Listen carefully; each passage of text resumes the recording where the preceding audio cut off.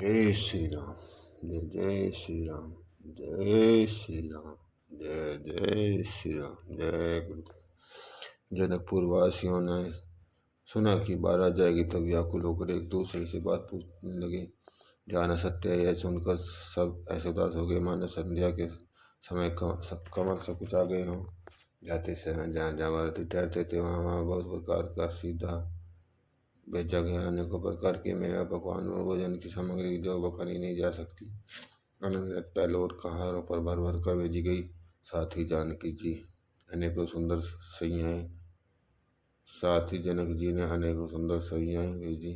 1,00,000 घोड़े 25,000 रथ सब नक्शे सिखा तक सजाए हुए 10,000 सजाए हुए मत वाले हाथी जिन्हें देखकर दिशाओं के हाथी भी लजा जाते हैं।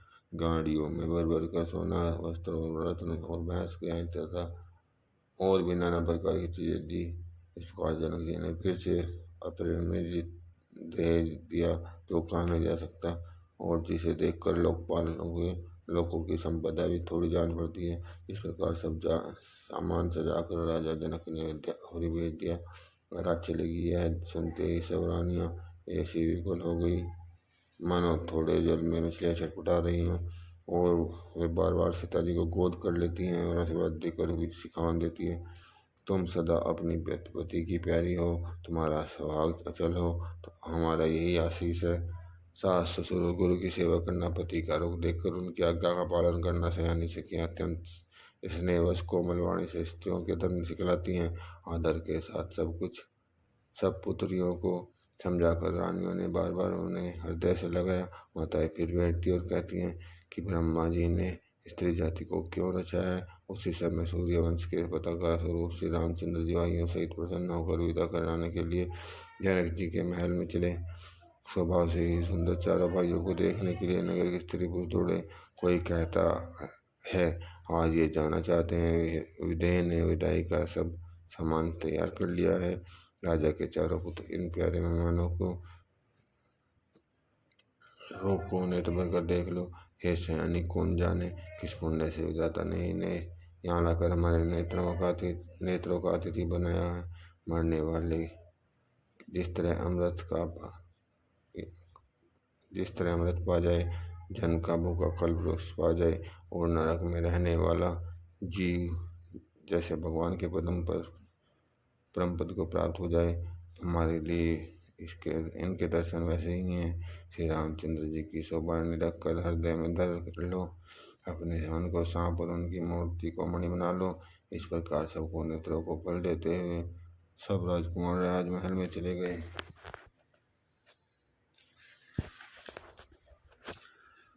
लोग के सुंदर सब भाइयों को देखकर सारा रंग आकर्षित होता। सास में महान प्रसन्न मन से निछावर और आरती करती हैं। श्री रामचंद्र जी की छवि देखकर उनके प्रेम में अत्यंत मग्न हो गई हैं और प्रेम के वश होकर बार बार चढ़ने लगी। हाथे की गति छा गई, इसमें लज्जा नहीं रह गई है। उनके स्वाभाविक स्नेह का वर्णन किस प्रकार किया जा सकता है। उन्होंने भाइयों से श्री रामचंद्र जी को उपटन करके स्नान कराया और बड़े प्रेम से सटरस भोजन कराया। सब जानकर श्री रामचंद्र जी शील स्नेह और संकोच भरी वाणी से बोले, महाराज अयोध्यापुरी को चलना चाहते हैं। उन्होंने हमें विदा होने के लिए यहाँ भेजा है। हे माता, प्रसन्न मन से आज्ञा दीजिए और हमें अपने बालक जानकर सदा स्नेह बनाए रखिएगा। इन वचनों को सुनते ही रंगनिवास उदास हो गया। सास में प्रेम से बोल नहीं सकती। उन्होंने सब कुमारियों को हृदय से लगा लिया और उनके पतियों को सौंप कर बहुत विनती करके उन्होंने सीता जी को रामचंद्र जी को समित किया और हाथ जोड़कर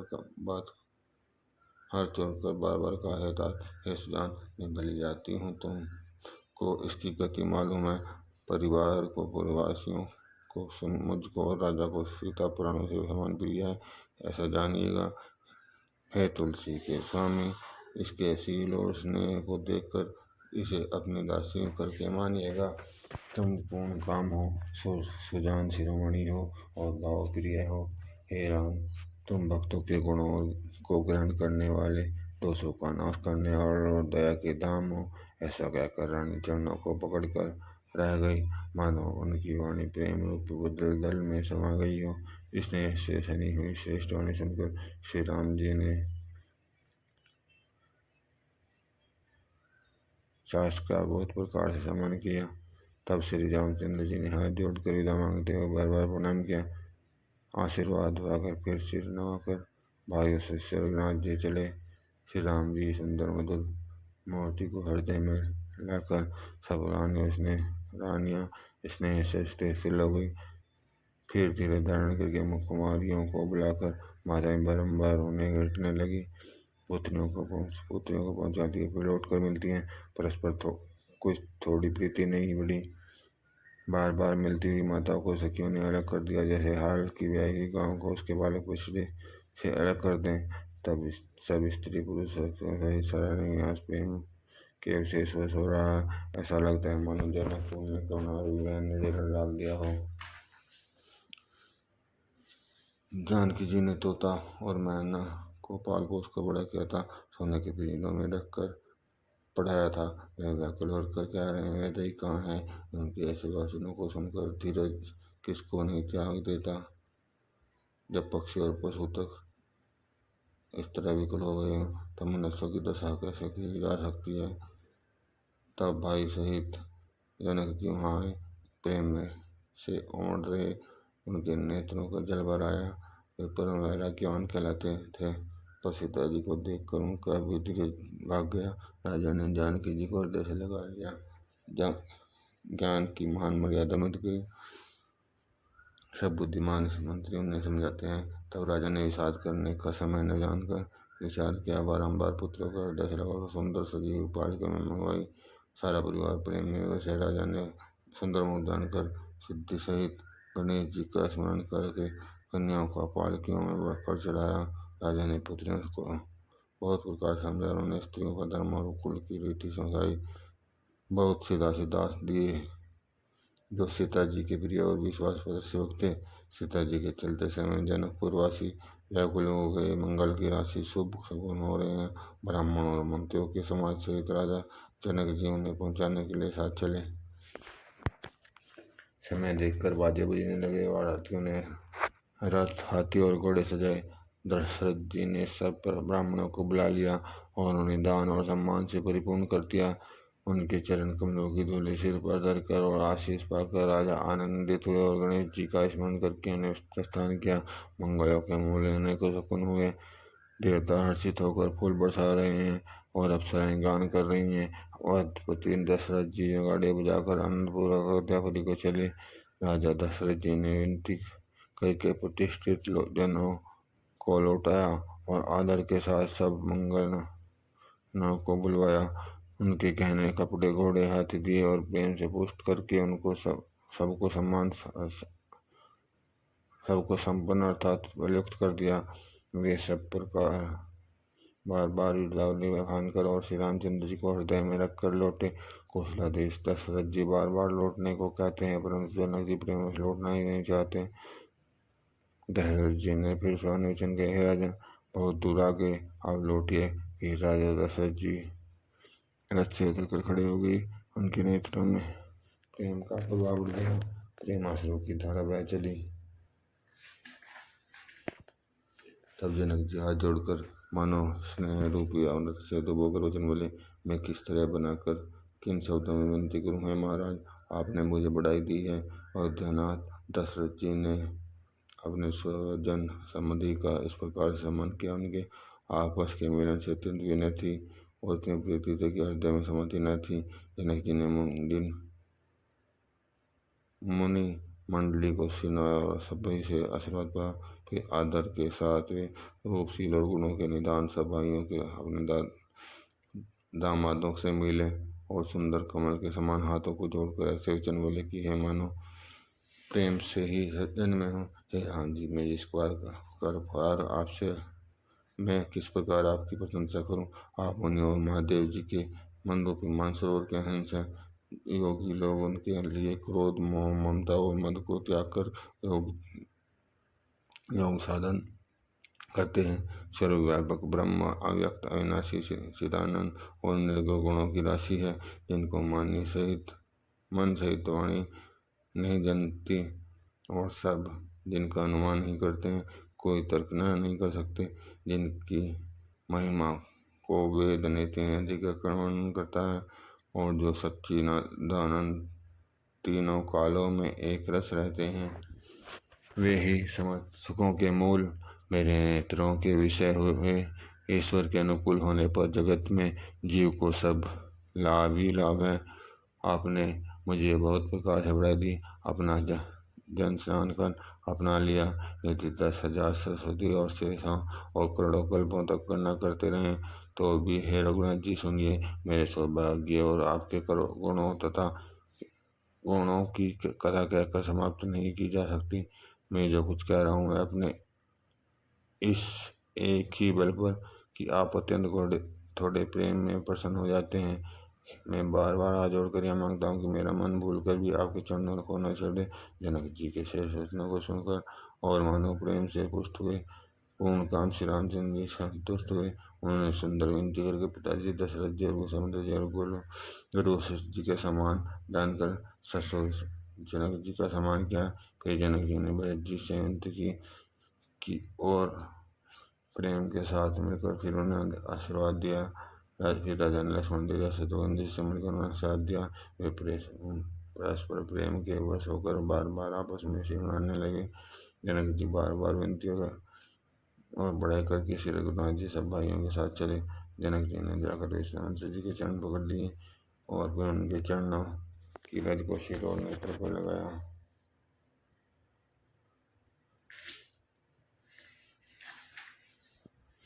उन्होंने कहा, हे मुनीश्वर सुनिए, आपके सुंदर दर्शन से कुछ दुर्लभ नहीं है। मेरे मन में ऐसा विश्वास है, जो सुख और सुयश लोकपाल चाहते हैं, परंतु जिसका मनोरथ करते हुए सुख चाहते हैं। हे स्वामी, वही सुख और सुयश मुझे सुलभ हो गया। सारी सिद्धियां आपके दर्शनों की अनुगामिनी अर्थात पीछे पीछे चलने वाली है। इस प्रकार बार बार विनती की और सिर नवाया तथा उनका आशीर्वाद पाकर जनक लौटे। डंका बजाकर बारात चली। घोड़े छोटे बड़े सभी समुदाय प्रसन्न है। गांव की स्त्रियां पुरुष रामचंद्र जी को देखकर नेत्रों का फल पाकर सुखी होते हैं।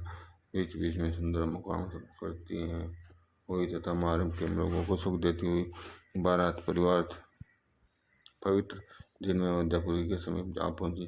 नगर पर चोट पड़ने की सुंदर ढोल बजने लगी। भेरी और शंख की बड़ी आवाज हो रही है। हाथी घोड़े गरज रहे हैं। विशेष शब्द करने वाली झांझे सुहानी डपलियां तथा रसीले राग से सहनैया बज रही हैं। बारात को आती हुई सुनकर नगर निवासी प्रसन्न हो गए। सबके शरीरों पर फुलकावली छा गई है। सबने अपने अपने सुंदर घरों, बाजारों, गलियों, चौराहों और नगर के द्वार को सजाया।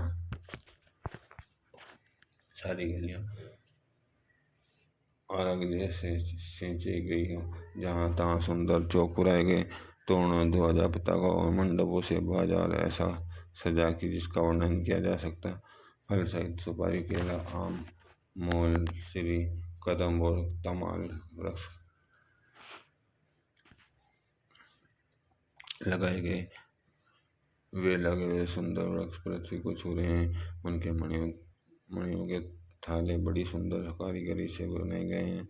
अनेक प्रकार के मंगल घर में सजाकर बनाए गए हैं। श्री रघुनाथ जी की पुरी को देखकर ब्रह्मा आदि सभी देवता से आते हैं। उस समय राजमहल शोभित हो रहा है। उनकी रचना देखकर कामदेव का भी मन मोहित हो जाता है। मंगल, सकुन, मनोहरता, सिद्धि सिद्धि, सुख, सुहानी संपत्ति और सब प्रकार के उत्साह मानुषा सुंदर शरीर धर कर दशरथ जी के घर में छा गए। श्री रामचंद्र जी जो सीता जी के दर्शन लिए, भला कहिए किसे लालसा न होगी। सुहागिन स्त्रियां झुंड की झुंड मिलकर चली, जो अपनी छवि से कामदेव की स्त्री रति का भी निरादर कर रही हैं। सभी सुंदर मंगल द्रव्य एवं अतिशय गा रही हैं, मानो सरस्वती जी ही बहुत वेश धारण की गा रही हो।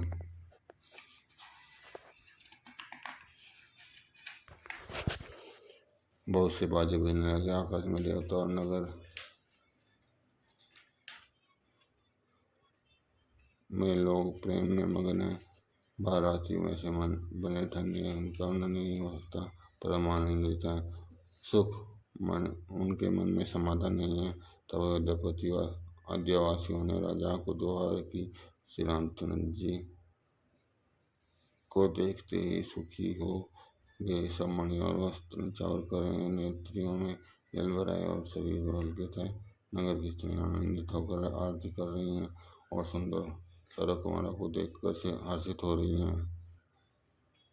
सब मणि और नगर की स्त्रियां आनंदित होकर आरती कर रही हैं, सुंदर कुमारों को देखकर शांतित हो रही हैं। पालकियों की सुंदर पर्दे हटा हटाकर वे दुल्हनियों को देखकर सुखी और रति हो गए। इस प्रकार सबको सुख देकर देते हुए राजद्वार पर आए। माताएं आनंदित होकर बहुओं सहित कुमारों को प्रसन्न कर रही हैं। वे बार बार आरती कर रही हैं। उस प्रेम में महान आनंद को कौन कह सकता है। अनेकों प्रकार के आभूषण, रत्न, वस्त्र और अगणित प्रकार की वस्तुएं निछावर कर रही हैं। बहुओं सहित पुत्रों को देखकर माताएं परमानंद मगन हो गई हैं। सीता जी और श्री राम जी की छवियों को बार बार देखकर वे जगत में अपने जीवन को सफल मानकर आनंदित हो रही हैं। सखियां सीता जी के मुख को बार बार देखकर अपने पुण्यों की सराहना करती हुई गान कर रही हैं। देवतागण क्षण क्षण में फूल बरसाते, नाचते गाते तथा अपनी सेवा अर्पण करते हैं। चारों मनोहर जोड़ियों को देखकर सरस्वती जी ने सारी उपमाओं को खोल डाला, पर उसकी कोई उपमा नहीं देते बनी, क्योंकि उन्हें सभी बिल्कुल तुच्छ जान पड़ी। तब हार कर वे भी श्री रामचंद्र के रूप में अनुरक्त होकर एकटक देखती रह गई। वेद की विधि और कुल की रीति करके आगे पावड़े देती हुई बहुओं समेत सब पुत्रों के प्रसन्न करके माता महल में लेवा चली। स्वाभाविक ही सुंदर 4 सिंहासन थे, मानो कामदेव ने ही अपने हाथ से बनाए हैं। उन पर माताओं ने राजकुमारी या राजकुमारों को बैठाकर आदर के साथ उनके बदल धोए। फिर वेद की रीति के अनुसार मंगलों के दुल्हे और दुल्हनियों को धूप और दीप और नैवेद्य आदि के द्वारा पूजा की और माता बारंबार आरती कर रही हैं और वधुओं के सिरों पर सुंदर पंखे तथा चौर डाल रहे हैं। अनेक वस्तुएं अनुसार बनी हैं, सभी माताएं आनंद से भरी हैं, सभी हो रही हैं, मानव योगी ने ब्रह्म तत्वों को प्राप्त कर लिया हो, रोगी मानो अमृत पा लिया हो, जन्म कर रीति मानो पारस पा गया, अंधे को सुंदर नेत्रों का लाभ हुआ, गूंगे का मुख में मानो सरस्वती आविराजी हो, फूलवीर ने मानो युद्ध में विजय पा ली हो। इन सुखों से भी 100 करोड़ गुना बढ़कर आनंद माताएं पा रही हैं, क्योंकि रघुकुल के चंद्रमा श्री राम जी का विवाह करके भाइयों सिद्ध कराए हैं। माताएं लोग प्रीति कराती हैं और दुल्हे दुल्हन को सुखाते हैं। इस महान आनंद और विनोद को देखकर श्री रामचंद्र जी मन ही मन मुस्कुरा रहे हैं। मन की सभी वस्तुएं का वासनाएं पूरी हुई जानकर देवता और पितरों का भली भांति पूजन किया। सबकी वंदना करके माताएं यही वरदान मांगती हैं कि भाइयों सहित श्री रामचंद्र जी का कल्याण हो। देवता छिपे आशीर्वाद दे रहे हैं और माताएं आनंदित हो आंचल भर भर ले रही हैं। तदनंतर राजा ने बारातियों को बुला लिया और उन सवारियों में वस्त्रमणि और आभूषण दिए। आज्ञा पाकर श्री रामचंद्र जी को हृदय में रखकर वे आनंदित होकर अपने अपने घर गए। नगर के समय से राजा ने कपड़े और गहने पहने, घर घर बधाई बजने लगे। याचक लोग जो जो मांगते विशेष प्रसन्न होकर राजा उन्हें वही देते। संपूर्ण सेवकों और बाजे वालों को राजा ने नाना प्रकार के दानों और सम्मान से संतुष्ट किया। तो अब जो हार करके आशीष देते गुण समूह की कथा गाते हुए तब गुरु और ब्राह्मणों सहित राजा दशरथ जी ने महल में गमन किया। वशिष्ठ जी ने आज्ञा दी। उसे लोक और वेद की विधि के अनुसार राजा ने आदरपूर्वक ब्राह्मणों की भीड़ देखकर अपना बड़ा भाग्य जानकर सब रानियां आदर के साथ उठी। चरण धोकर उन्होंने सबको स्नान कराया और राजा ने भली भांति पूजन करके उन्हें भोजन कराया। आदर, दान और प्रेम से पुष्ट हुए वह संतुष्ट मन से सलाह देते हुए चले। राजा ने गादी पुत्र विश्वामित्र जी की बहुत तरह से पूजा की और कहा, हे नाथ, मेरे समान धन्य दूसरा कोई नहीं है। राजा ने उनकी बहुत प्रशंसा की और रानियों सहित उनकी चरण धूलियों को ग्रहण किया। उन्हें महल के भीतर ठहरने को उत्तम स्थान दिया, जिसमें राजा और सब निवास उनका मन होता रहे। फिर राजा ने गुरु वशिष्ठ के चरणों कमलों की पूजा और विनती की। उनके हृदय में कम प्रीति न थी। बहुओं सहित सब राजकुमार और सब रानियों समेत राजा राजद्वार में गुरु जी के चरणों की वंदना करते हैं और मुनीश्वर आशीर्वाद देते हैं। राजा ने अत्यंत प्रेम पूर्ण हृदय से पुत्रों और सारी संपत्ति को सामने रखकर विनती की, परंतु मुनिराज ने केवल अपना नेक मांग लिया और बहुत तरह से आशीर्वाद दिया। फिर सीता जी से श्री रामचंद्र जी को हृदय में रखकर गुरु वशिष्ठ जी हर्षित होकर अपने स्थान को गए। राजा ने सब ब्राह्मणों को स्त्रियों को बुलवाया और उन्हें सुंदर वस्त्र तथा आभूषण पहनाए। फिर सब सुवासिनियों को बुलवा लिया और उनकी रुचि समझकर उसी के अनुसार उन्हें पहिरावंदी नेगी लोग अपना अपना नेग जोग लेते और राजाओं के शिरोमणि दशरथ जी उनकी इच्छा अनुसार भी देते। जिन मेहमानों को प्रिय और पूजनीय जाना उनको राजा ने भली बात भी सम्मान किया। देवगण श्री रघुनाथ जी का विवाह देखकर पर उनकी उत्सव की प्रशंसा करके फूल बरसाते हुए नगाड़े बजाकर और सुख प्राप्त कर अपने अपने लोगों को चले। वे एक दूसरे से श्री राम जी का यश गाते जाते हैं। हृदय में प्रेम समाता नहीं है। सब प्रकार ये सबका प्रेम पूर्वक भलीभांति आदर सत्कार कर लेने पर राजा दशरथ जी ने हृदय में पूर्ण उत्साह भर गया। जारण्यवस्था वहाँ पधारे और बहुओं समेत उन्हें कुमारों को देखा। राजा ने आनंद सहित पुत्रों को गोद में ले लिया। उस समय राजा को जितना सुख हुआ उसे कौन कह सकता है। फिर पुत्र वधुओं को प्रेम सहित गोदी में बैठाया। बार बार हृदय में हर्षित होकर उन्होंने उनका दुलार किया। यह समाज देखकर निवास प्रसन्न हो गया। सबके हृदय में आनंद से निवास दिया। तब राजा ने जिस तरह हुआ था सब कहा। उसे सुनकर सब किसी को हर्ष हुआ। राजा जनक के गुणशील और महत्व प्रति की और रीति स्वामी संपत्ति का वर्णन राजा ने भाट की तरह बहुत प्रकार से किया। जनक जी की करनी सुनकर सब रानियां बहुत प्रसन्न हैं। पुत्रों से स्नान करके राजा ने ब्राह्मण गुरु और कुटुंबियों को बुलाकर अनेक प्रकार के भोजन किए। 5 घड़ी रात बीत गई। सुंदर स्त्रियां मंगल गान कर रही हैं। वह रात्रि सुख की मोल और मनोहानी हो गई है। सबके आचमन करके पान खाए और फूलों की माला सुगंध द्रव्य आदि से विभूषित होकर सब शोभा शेष छा गए। श्री रामचंद्र जी को देखकर और आज्ञा पाकर सब सिर अपने अपने घर को चले। वहाँ के प्रेमानंद और विनोदमय तो समय समाज और मनोहरता को सैकड़ों सरस्वती शेष वेद ब्रह्मा देव और गणेश जी भी नहीं कह सकते। फिर भला मैं किस प्रकार से बखान कहूँ। कहीं केंचुआ भी धरती को सिर पर ले सकता है।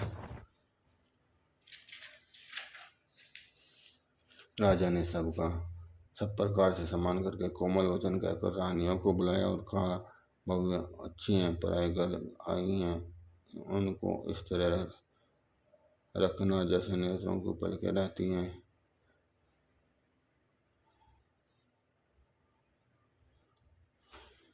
नेत्रों की सब प्रकार रक्षा करती हैं और उन्हें सुख पहुँचाती हैं, वैसे इनको सुख पहुँचाना। लड़के थके हुए नींद की ओर सो रहे हैं, उन्हें ले जाकर शयन कराओ। ऐसा कहकर सब राजा श्री रामचंद्र जी के चरणों में लगाकर विश्राम भवन में चले गए। राजा के सुबह से सुंदर वचन सुनकर मुनियों ने बड़े स्वर्ण के पलंग बिछवाए और गद्दों पर गौ के दूध के पेन के समान सुंदर और कंवल अनेक सफेद चादरें बिछवाई। सुंदर तकियों का वर्णन नहीं किया जा सकता। मुनियों के मंदिर को फूलों की माला और सुगंध द्रव्य सजाए। सुंदर रत्नों के दीपकों और सुंदर वेदों की शोभा कहते नहीं बनती। जिसने उन्हें देखा वही जान सकता है। इस प्रकार सुंदर सिंहासन सजाकर श्री रामचंद्र जी को उठाया। प्रेम से पलंग पर बढ़ाया। श्री रामचंद्र जी ने बार बार वहीं करके दी, तब वे भी अपनी अपनी सैया पर सो गए। राम जी के सांवले सुंदर कोमल अंगों को देखकर समानताएं प्रेम सहित वचन कह रही है। हे तात, मार्ग में जाते समय तुमने बड़ी भयावनी ताड़ कर राक्षस को किस प्रकार से मारा। जय श्री राम। अवश्य आगे का पाठ हम भगवान कल करेंगे। भगवान हमें चावन करें और हमें ऐसी शक्ति दें कि मैं जल्दी से जल्दी उठ कर ये पाठ कर सकूँ। जय श्री राम, जय श्री राम, जय श्री राम, जय श्री राम। जय गुरुदेव भैया। जय भगवान श्री गुरु।